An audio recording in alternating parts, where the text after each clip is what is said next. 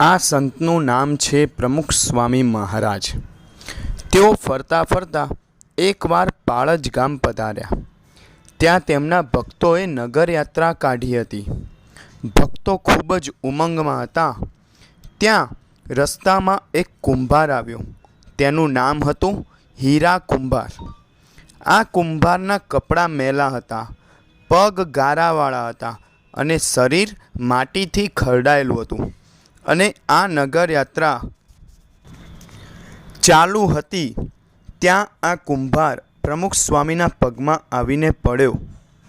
જ્યાં પ્રમુખ સ્વામીને સેંકડો ભક્તો જોતા હોય, ફૂલ વરસતા હોય અને ત્યાં આવા કપડાવાળો માણસ આવે તો કેવું લાગે? પરંતુ પ્રમુખ સ્વામી મહારાજે એ કુંભારને પીઠ પર ધબ્બો મારી આશીર્વાદ આપ્યા અને પ્રેમથી આવકાર્યો। અને આટલેથી અટકતું નથી। આ કુંભારે ત્યારબાદ ગધેડાનો કાન પકડ્યો અને તેને પણ આશીર્વાદ આપવા માટે પ્રમુખ સ્વામી મહારાજને કહ્યું। તો પ્રમુખ સ્વામી મહારાજે એ ગધેડાને પણ ચાલુ નગરયાત્રામાં આશીર્વાદ આપ્યા।